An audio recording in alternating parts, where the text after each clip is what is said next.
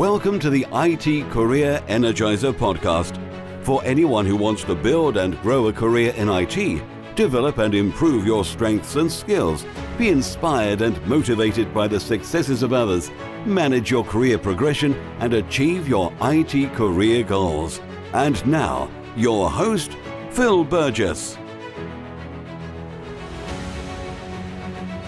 Welcome to episode 347 of the IT Career Energizer podcast. My guest on today's show discovered his love for technology by disassembling and reassembling computers salvaged from a shuttered Black & Decker office. He also taught himself BASIC so that he could create his own simple text-based games. He is now the CEO and founder of Pliancy, a technology-enabled professional services company that helps startups scale their corporate IT. So it's my absolute pleasure to welcome to the podcast, Marcus Olson. Thanks for having me, Phil. So, Marcus, can you tell us a little bit more about Pliancy and how it came about, and what benefits does it provide as a company to its clients? Sure. I could go on for quite a while, so I'm going to give you the condensed version, which is I used to be in back-end kind of engineering, more focused roles, doing scaling startups, their technology, servers, networking, data centers. And the company I worked for in Minneapolis got acquired. And in the process, I moved to Silicon Valley. I was originally from Minneapolis, Minnesota, and I just needed work. And so I found a consulting gig. Back then, they were called IT consulting firms before this term MSP came up. But I got this IT consulting job, and I just really fell in love with the application of technology to people. I think that's something that I missed over many years. As my roles got more and more technical, I felt like I was moving further and further away from the people that technology was supposed to serve. And this was never a job I expected to keep for very long. And it wasn't something I expected I'd be so passionate about, but I immediately just hit the ground running doing IT consulting work. And what I learned in doing that before starting Pliancy was that a lot of IT consulting firms and MSPs started adopting models that I just frankly felt weren't serving the best interests of the client.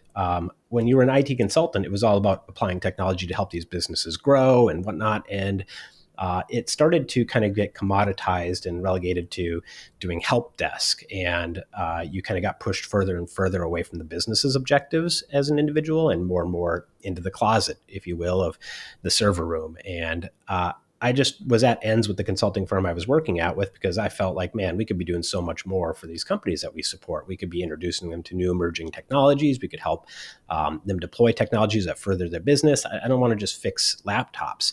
And so I left that company and started another IT consulting company, which was called TSG at that time. And we were doing your traditional IT consulting, right? Build hourly, fix whatever you need. But there was a lot of a really interesting technology that was coming out back in that era, which would have been around 2008, which was VMware like 2.0 or something like that. It was starting to move away from servers in your closet to servers in the data center. Fiber internet was becoming reachable. So I immediately started spinning up private cloud. This is before, the big private cloud providers today, and leasing back this technology on a month-to-month basis to the clients that we supported. That eventually evolved as I saw SaaS coming. I said, you know what? I think that this is a dying industry, despite it being the most profitable it ever had been. I said, I think SaaS is the future play here. At that time, SaaS was being sold to small, little, medium business flower shops. It wasn't these big companies that were jumping on the SaaS bandwagon. It was, how do you get email for cheaper? But I saw that was not going to be the long term. And so we pivoted to Pliancy and rebranded and started building a SaaS orchestration platform. And started kind of evolving from an IT consulting firm into what we call a technology-enabled professional services firm. And what I mean by that is we're looking at how does technology allow us to deliver our services and our value proposition to our clients faster, smoother, at a better value, and not so much just the application of technology at the client, but holistically thinking about that. And so that's when we kind of started blowing up. We're about 130 or so employees now, and we've doubled in size about roughly every year. And so it was kind of when we made that mental shift and started really communicating that value prop that the company took off. So you would hire us if you're an emerging new company and you know that you're going after a big, audacious goal. or you know you're going to scale really rapidly, and you want technology that you grow into as opposed to technology you grow out of. Many companies are delivering technology you grow out of if your company is successful early on, and that means rip and replace, disruptions, poor foundations of scale. And so we come in and we work with vendors like Okta and Duo and our own proprietary software to deliver month-to-month enterprise SaaS turnkey solutions that our clients then grow into. Right. Okay. So in terms of Pliancy, are you growing sort of in parallel with your clients in terms of their rate of development and growth? Yeah, I mean, that's a great point, Phil, which is, because we target these smaller companies earlier on in their life cycles, we get the benefit of getting to go along with their success as well, which is when they grow and they become successful, it fuels our growth. And that's something that our employees love, right? We love working for companies that are doing bold things and growing. It's adventures to us. And it helps fuel our business too, right? So we're a word of mouth business. We're all inbound. We don't do any outbound. Every client is referred to us, and they're usually the same client, right? Which is another 5-person startup that wants to take over the world or provide some novel solution, whether it's life science or a bold investor that wants to invest in some emerging technologies, and we get to grow with them. Yeah. And in terms of the different industry sectors that you work in, are you reasonably or relatively flexible? You don't have any sort of specific, Yeah, well, for example, you don't focus just on financial services. yeah, I mean, it's an interesting thing, and I could go on for hours talking about the innovation curve. But when you're a new company or a new technology, you have to respect the innovation curve, meaning you have to meet the customers where they are now. And so, we target companies that are kind of have bigger pockets and longer runways to get their goals. Because we are a little bit more expensive than your typical competitor, but we deliver far more. And so your average State Farm local branch that's booting up is probably not going to use Pliancy, but a company that's trying to solve cancer or a big investment firm that wants to fuel the next companies that shape our planet, they're the type that are going to join us and say, we need the best. We need to scale. We know that we're going to be successful. And so we have a huge success rate with our clients. I can't think of really any of our clients that didn't make it. Yeah, we're not completely, we do narrow down to life sciences and finance, but the reality of it is we actually serve emerging bold companies. It just so happens that right now we're marketing towards life science and finance, but any emerging bold company would be a great client of ours. We just at the moment aren't taking those on. And we do get a lot of outreach from them. It's just not in the cards at the moment for us. Okay. Good. All right. Well, that was great. Thank you, Marcus. Yep. So we're going to go into the main content, if you like, of the interview. So we're going to start with the opening question, which is about career tips. So can you maybe give us a career tip that the audience may not be aware of and perhaps should be? Yeah, well, when thinking of a career tip through the lens of a technologist or somebody that's passionate about technology, I think the best tip I could give is really focus on what the value is that you're driving for the companies you work for, or whatever you're doing. It's very easy to get really swallowed up in the I love to build these complex erector sets in my basement, type approaches to technology. But really, ultimately, technology needs to serve a goal for the company or for the people. And so if you really just try and establish a good balance between I love this technology because it's awesome, and I also need to serve these goals of this company, as opposed to finding an emerging technology and getting so engulfed in it that you're now trying to find the problem it can solve, which I think is a trap that a lot of early technology individuals kind of fall into, which is they want to sell technologies because they love how complex they are and how challenging they are. And oftentimes they're not appropriate for the business or its life cycle. So really balancing both of those, I think, is the best tip I could give. Absolutely. Yes. I think you're right about sort of almost putting the technology first rather than the needs of the client and what problems they have and what needs to be solved. Often the case. And I think that's probably true about some software solutions and software packages that are being developed without necessarily understanding what problem they are there to solve. Yeah, and I mean, if you're building the trust with the I'm going to keep saying client, but company you work for, if you're building that level of trust that they know that you have the best interest of the company's success and you're applying technology appropriately, you'll get that seat at leadership. You'll get that they'll listen to you. But if you're overselling on technologies you don't need, and we all know how technology projects go, right? They're generally very bumpy. They create disruptions. So if you're not moving at the right pace for that business with the application of technology, then people are going to think that you just want the budget to play with new toys. Shiny object syndrome is a huge problem in technology. And so, it's really important that you balance those and earn that trust, because then when you find something really novel or some huge opportunity that this company could capitalize on that you work with, you'll have that ear from leadership. They'll trust you. But if you've been historically selling them things they didn't need and overcomplicating things, then you're going to be met with resistance. Indeed. So just going back to your own company, so do you work with your clients on sort of understanding what return on investment is and how it can be demonstrated once implementation has been completed? Yeah, I mean, it starts with social proof, right? We're a very strict model in that we deploy the same approach to each client, and that allows us to leverage social proof for the next client coming in. And the second to that is some of the most important things that you might do in your life are also the least quantifiable. It's really like any huge opportunity or big movement is oftentimes really challenging to quantify. If it was quantifiable, then that means that somebody else has already been measuring it and likely been capitalizing on it. And so, for us, it's a lot about showing, hey, look, these companies that work with us, when they reach this stage, this amount of employees and whatever, they have a higher, ranking of satisfaction from the employees that work there with the use of technology.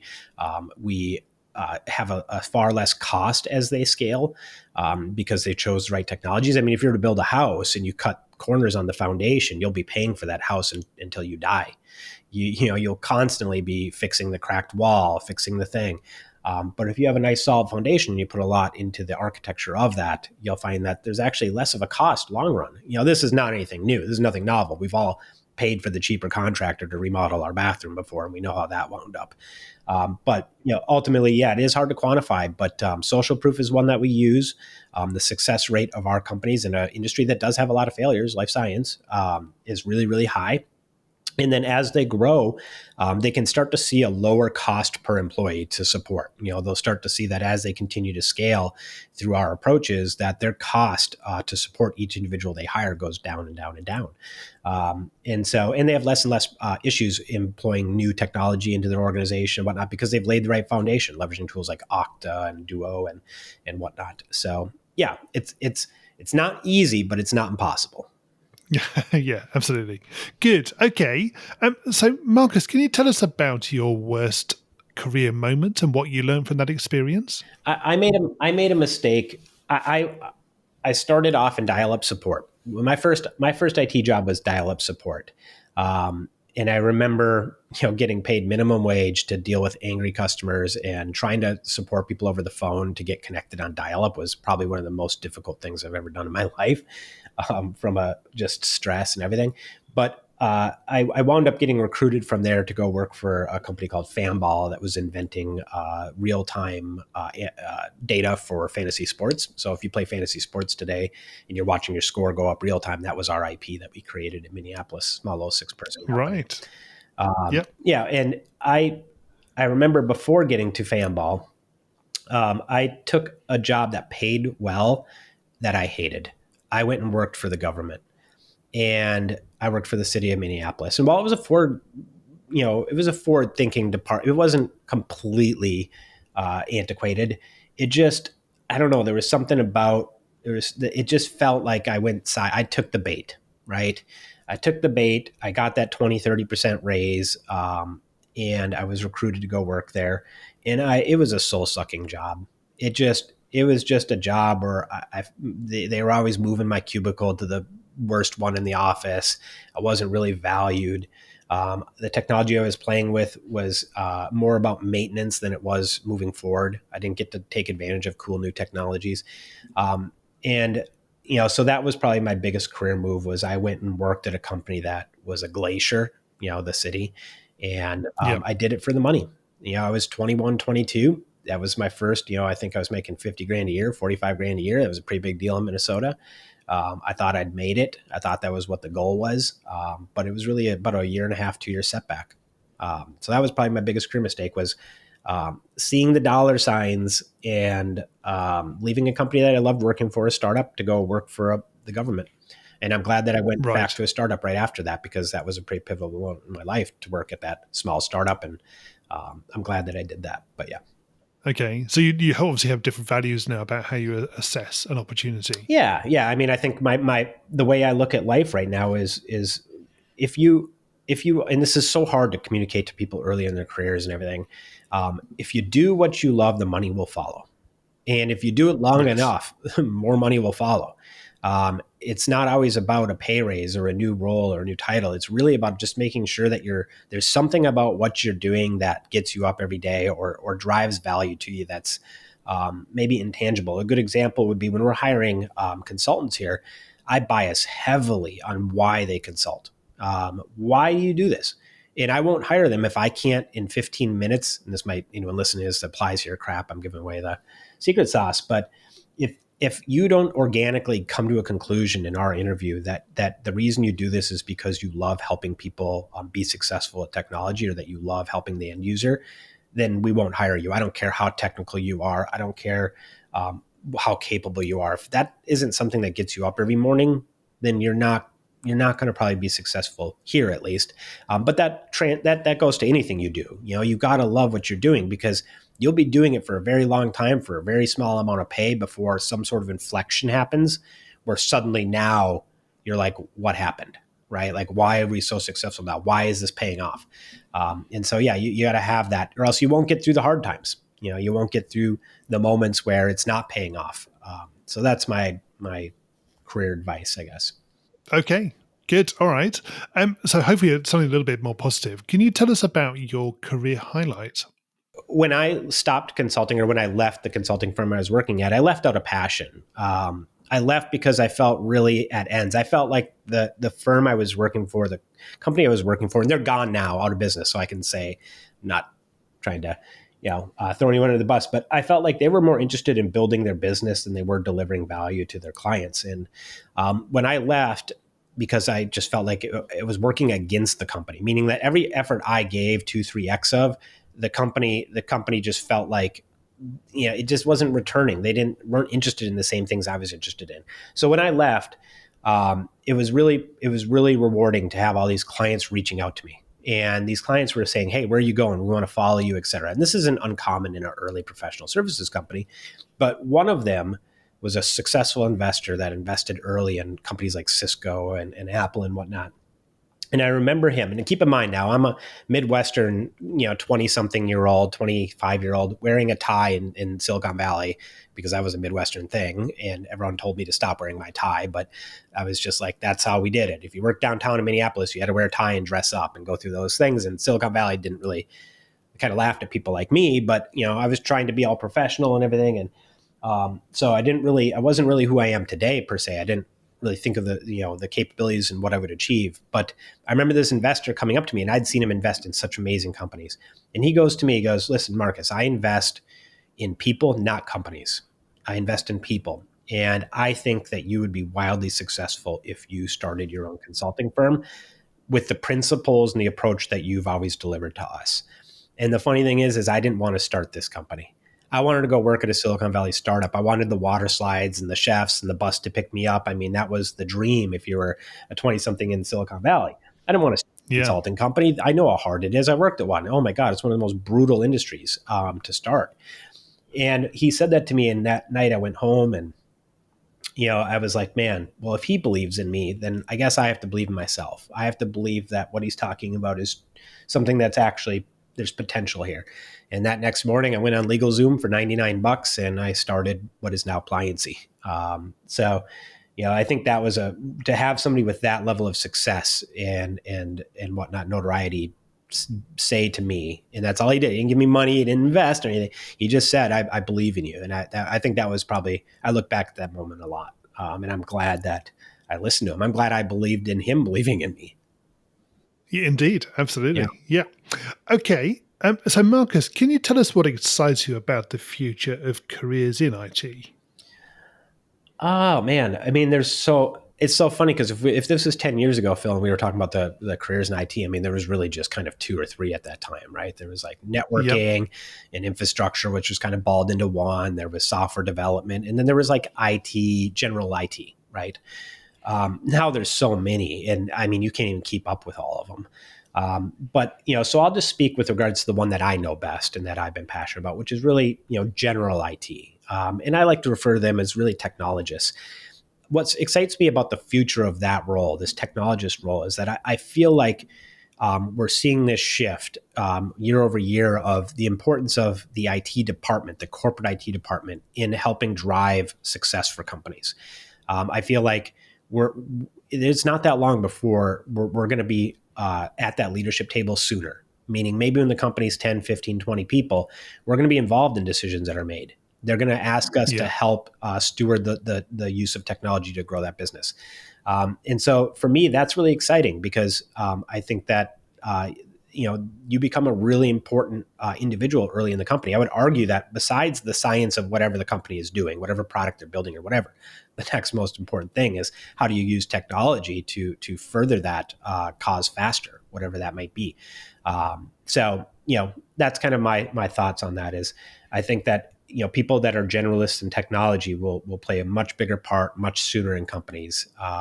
And we'll have to learn leadership skills better. That's something I'm passionate about here, is I really think that anyone that's getting into kind of a generalist technology role needs to be really focused on leadership skills, management skills, branding, marketing, all these weird soft skills that you wouldn't normally attribute to a technology role, I think are going to become far more important because you're going to become more and more intertwined with the different departments in this company.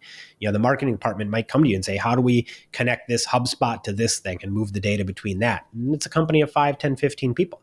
You're going to become the glue that moves the data and the collaboration between the different departments and helps identify emerging technical trends that these departments can leverage. And I would say that over the last 10 years, that hasn't always been the case. But I'm seeing it more and more and more. The companies we work with and support are oftentimes asking us, hey, what do you use for this? What do you use for that? That wasn't a question I got 10 years ago. Nobody was coming to me and saying, hey, Marcus, what kind of tools would you use for effective meetings 10 years ago? So that's what I think of it. I think it's going to be a very important role over the next decade. It is. Good. Okay. We're going to go into the reveal round now. We're going to find out a little bit more about you and the way you think. Are you ready for this? Are you ready? No, I'm just kidding. Yeah, I'm ready. Good. So what first attracted you to a career in IT? I'm an introvert. And I grew up, kind of sitting in the basement, building Legos and, really just kind of being a little bit of a loner.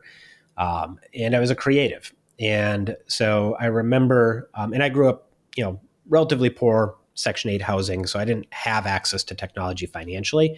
But Black & Decker closed down the local branch in Minneapolis, and my mom had been there 15 years. And the parting gift that they gave her, and I think they intended for her to sell them, is they gave her all of the 286 IBMs when they shut the office down. And I think they expected her to go sell these $2,000 machines on the marketplace, bring them to CompuWorld or make some money from that. But she didn't know how to do that, so she just gave them to me. And I loved taking things apart and putting them together. I love Legos, et cetera. So that's immediately what I started doing. I started just taking these things apart and making them work and combining them. And, that was kind of when I just really loved that once I got them working, there was like an endless portal to taking things apart and putting things together behind that screen, meaning that there was very little capital outlay or cash or anything that it took for me to take something apart and put it together. With Legos, they were expensive. You had to buy them. You wanted to build a treehouse, you had to get the tools and the wood and go get, but with a computer with programming languages and games and things like that. And those, you could spend hours, days, weeks, building things and taking them apart at no cost. And so I think that was what kind of got me really, really passionate about it. Was I didn't have to leave the house, and I didn't have to have money to really start building meaningful, cool things. And of course, that's what transpired to me building calculator games and building role-playing games for my peers in middle school and high school that would be distributed because I could make them without any money. Yeah. Right. And what is the best career device you've ever received? Man, I don't get a lot of advice, if I'm being honest. I get a lot of the opposite. A lot of people will look at what I'm doing or what we've been building for many, many years and how I approach things. And because it's a little bit contrarian, because it's a little bit different, I'm often met with advice that I certainly wouldn't call advice. It's well, don't do that. That's not proven, or no one's gonna buy that, or no one's gonna want Okta for a 5-person company, or it just like I've been met with more resistance than I've ever been met with advice. But as time did progress and amazing people joined this company and they believed in the vision and what we're building, and I started getting, advice in the sense of like, be authentic, so really I get the best advice from the amazing people we have here, which is, Marcus, don't doubt yourself, stay committed to your vision. We've got your backing, be authentic. And I would say that's probably the best advice I get, is that people just keep reminding me to be true to the mission and be authentic, and don't waver. And when you have 129 people behind you doing that, it gets easier. But it's really hard when you got 5 or 6 and you're on Reddit anonymously and you're like, I'm going to do this or I'm going to build that. And people just attack you. You just get, so being a contrarian is just in general difficult. Being somebody that's trying to do something different is very, very difficult. So best advice I ever got is just do it for an exceptionally long time and be authentic while you do it. And it will pay off in the long run. Okay. And this might be a bit more difficult to answer, but what is the worst career advice you've ever received? And the theme has always been like, do what everyone else is doing. Why are you taking risks? Why are you taking risks? And of course, coming from a Midwestern background and a more conservative, financial background, family and others, like everyone was always telling me not to risk things. Don't move to California. Don't do that. Do this. Work at the big Fortune 100 and just keep going up. So avoiding all of that cliche, I would say the actual worst advice that I ever got is I called, obviously a lot of our clients are venture capital firms. So I have some great connections and mentors in those VC firms that have built some amazing companies. And I remember I called one that I really respected well about 3 years ago. And I said, listen, I won't say their name. I said, listen, the company's growing, we're maybe, $3 or $4 or $5 million in revenue or something. We're like 30 employees. I don't remember the numbers exactly. I really want to take this big, bold mission, like vision. I want to take this to the moon. I want to keep going. I want to really see how big we can make this. And they're like, yeah, you're a professional services firm. Like you're not a software company. I would, what I would do? I would take your company, I'd grow it a little bit more, and then I'd sell it, take the money and do it again. I got a friend that golfs on the weekend. That's what he does. Every 2 to 3 years, he just builds a company like yours, flips it for 2-3x, and then does it again. He makes a lot of money. He owns a golf course. He's got 3 houses and blah blah. And I was like, well, thank you. I appreciate that. Appreciate the advice. So have a good weekend. And I went and I was like, no.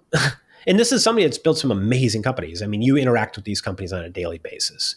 And I was just like really, really defeated because, I was like, I got this book. This is a huge industry. There's hundreds of millions of people that need these types of services. I mean, this is, I don't know, what I'm doing is important to me. And I feel like it's important to the people here. And to think of it as just some company had flipped for 2 to 3x every couple of years, like, yeah, it was hard. It was hard to hear because, you take so much pride in your baby, and, that to hear somebody kind of like that's launched so many successful companies kind of be like, it's not that, what you're doing isn't that interesting, or it's not going to be, the next, Duo or the next Okta, and it was, I don't know.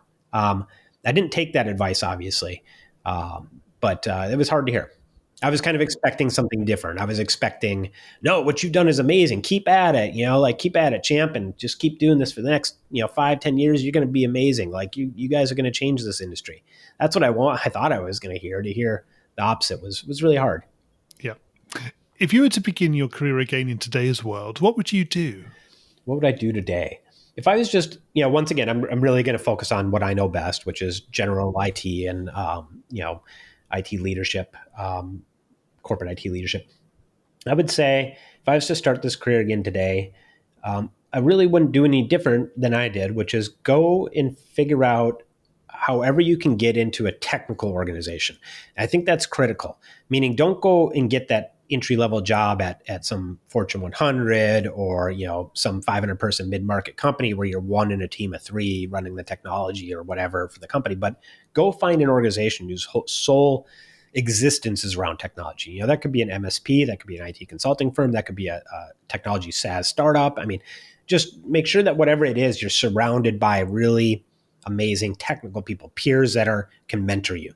I started obviously at a data center and then a startup. And I talk about, earlier I talked about choosing that government job. Well, I was one of two IT people there, and that was, my biggest mistake. But yeah, I would say get into a company that's sole focus is technology, and get in anywhere you can and stay committed to that company for a long time. Excuse me. I'm gonna have to redo that one. I would say get in early to a technology company and do whatever you can to just get that entry level job and learn the business.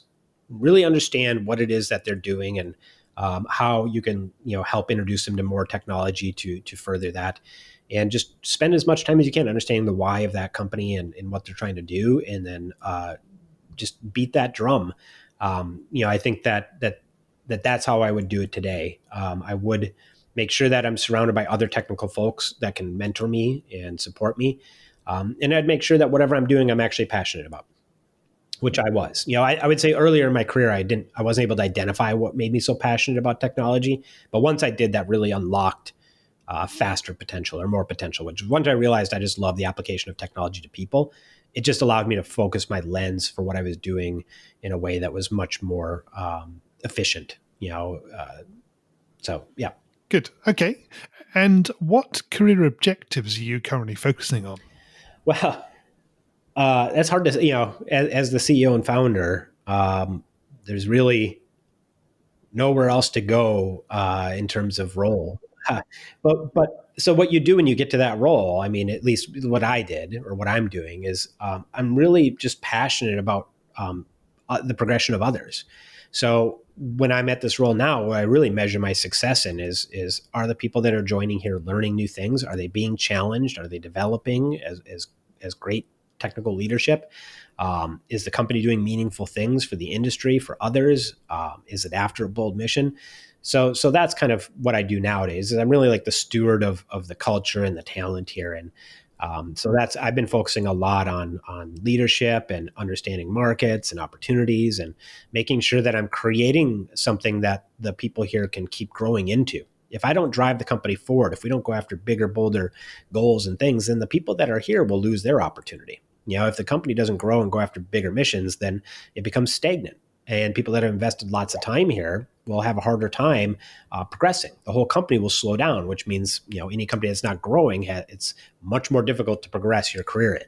So my goal now is really just make sure that we keep being more ambitious and we keep going after bigger goals, so that the people that have put in so much work here and effort are rewarded with more and more opportunity.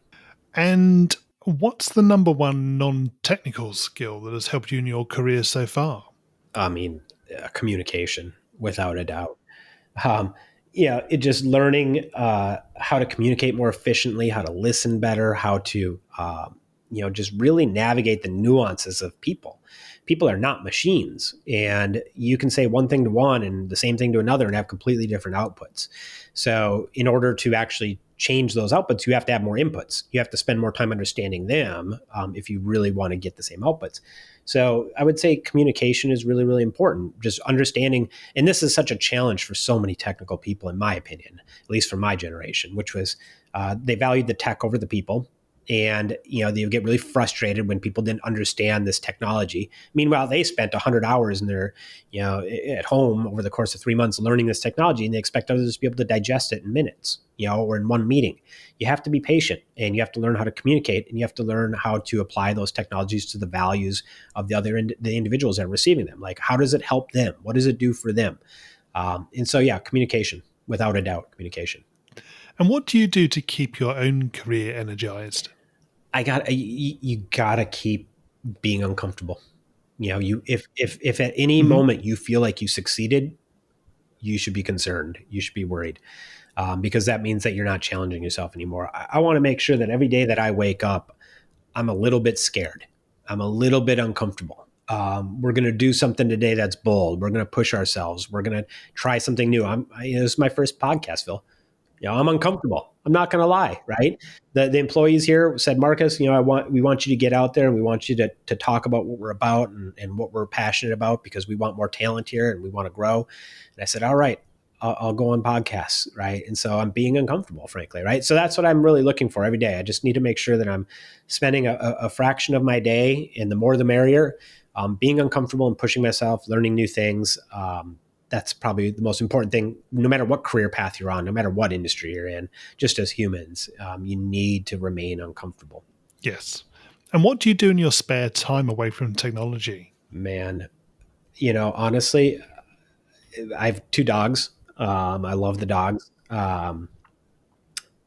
Architecture, I'm really passionate about. Design, creative things, art.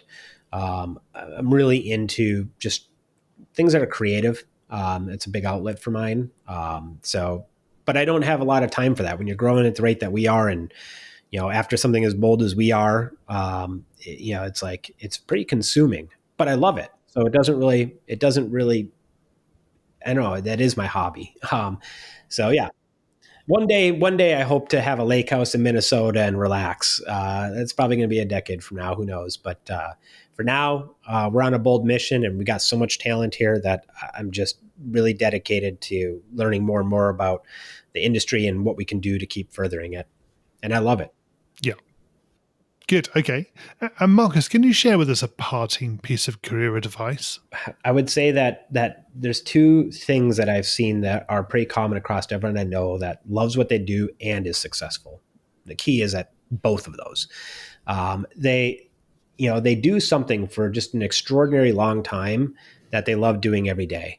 And I like to think of it as buying a lottery ticket every day. You just every day, if you just show up with your whole self and you're passionate about what you're doing, there's going to be these moments where you show up on the right day at the right time to capture an opportunity. You can't slack on those things. You have to just every day be prepared, because opportunities are incredibly rare. You might have one every 5 years as a company or an individual. You have to be ready that day, every day. That to me is I think the most important advice I could give to anyone that's trying to do anything, substantial would be just every day, just show up with your full self. Make sure that whatever you're doing, you love, and be committed to a belief of yours, whatever that is. You want to change an industry and you think you can do it in a particular way, be committed to that. And just, that's my advice. Everyone I know that's been wildly successful has really done 2 of those things. In both, they have to be both. Because if you don't love what you're doing, there's going to be days where you get up and you don't show up.